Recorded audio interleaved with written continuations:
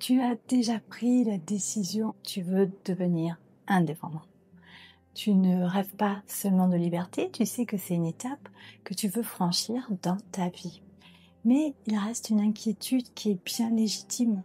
Comment faire pour ne pas tout risquer, pour ne pas mettre en danger ta sécurité financière, ta famille, ton quotidien? Aujourd'hui, je vais te montrer que la transition vers l'indépendance n'a pas besoin d'être brutale. Elle peut être progressive, rassurante et même confortable si tu t'organises avec méthode. Et c'est ce qu'on va voir dans cette vidéo.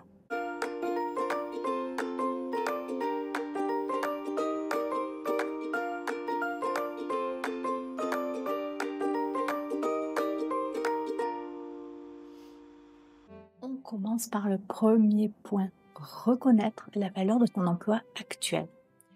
Ton emploi salarié, c'est ton filet de sécurité et il ne faut pas le voir comme une contrainte à fuir absolument. Il représente une base stable qui peut soutenir ton projet au début. Garde à l'esprit que ton poste actuel, même s'il ne t'épanouit plus, il te donne un avantage immense. Il t'offre l'espace mental d'apprendre sans la pression immédiate de devoir vivre à 100% de ton activité indépendante. Construire ton projet comme une double vie.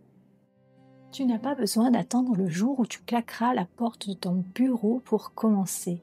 Tu peux vivre une double vie pendant un certain temps. Ça veut dire que, parallèlement à ton emploi, tu dédies quelques heures chaque semaine à ton projet. Peut-être que c'est 1 heure le soir, après le dîner, ou 3 heures le dimanche matin, quand la maison dort encore.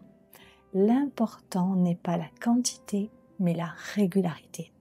Parce qu'avec seulement quelques heures bien investies, tu peux déjà apprendre à utiliser de nouveaux outils digitaux, créer une petite offre de service, tester une idée simple en ligne.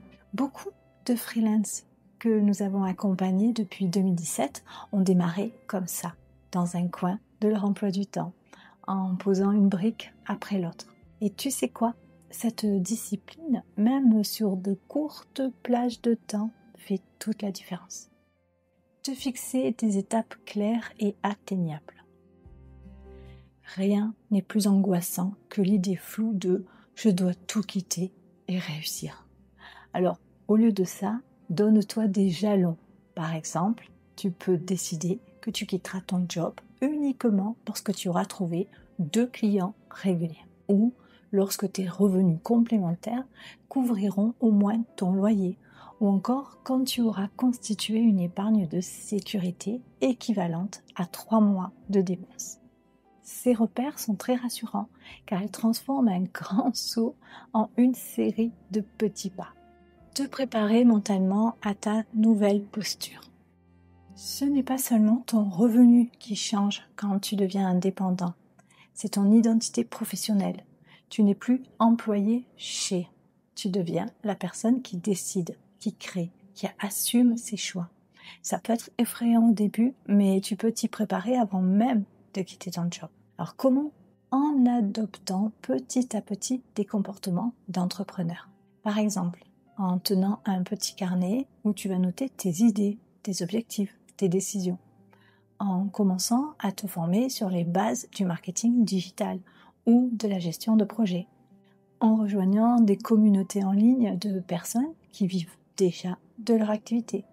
Tout ça, ce sont des graines que tu plantes aujourd'hui et qui font que le jour où tu quitteras ton emploi, tu te sentiras déjà prête à porter ce nouveau rôle. Explorer les options de transition douce. Quitter ton emploi ne doit pas forcément être un moment de rupture brutale. Il existe plusieurs façons d'organiser une sortie progressive. Tu peux par exemple demander un passage à temps partiel pour libérer quelques heures chaque semaine. Tu peux envisager un congé sabbatique pour te donner une vraie période d'essai. Tu peux aussi préparer une rupture conventionnelle qui te donne droit au chômage tout en développant ton activité. Chacune de ces options peut être adaptée à ta situation. Et plus tu explores ces possibilités en amont, plus tu transformes une sortie stressante en une étape maîtrisée. Accepter la progression lente mais sûre. Un des pièges, c'est de croire qu'il faut réussir vite. Mais la vérité, c'est que la plupart des entrepreneurs construisent leur liberté petit à petit. Tu peux commencer par gagner 100 € par mois, puis 300, puis 800, et ainsi de suite. L'important, ce n'est pas d'aller vite, c'est d'être régulière et de consolider chaque étape. Imagine ton projet comme une maison. Tu ne peux pas poser le toit avant d'avoir bâti les murs. Chaque client que tu trouves, chaque compétence que tu développes, chaque petit revenu que tu génères, eh bien, ce sont des briques qui s'ajoutent à ta maison de liberté. Pour conclure, j'ai envie de te rassurer.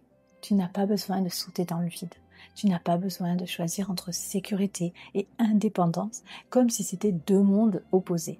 Tu peux avancer pas à pas en transformant ton emploi actuel en tremplin, en posant des jalons précis, en te préparant mentalement et en explorant toutes les options de sortie douce. Et ce chemin-là est déjà une façon de devenir indépendante, parce que tu prends les commandes de ta vie au lieu de la subir.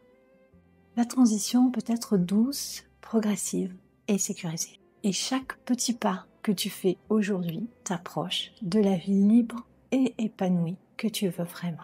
J'espère que tu as apprécié cette vidéo. Si tu n'es pas encore abonné à notre chaîne, je t'invite à le faire. Si tu as des questions, tu peux aussi les poser en commentaire sous cette vidéo ou bien me contacter par le formulaire de notre blog Famille Nomade Digital.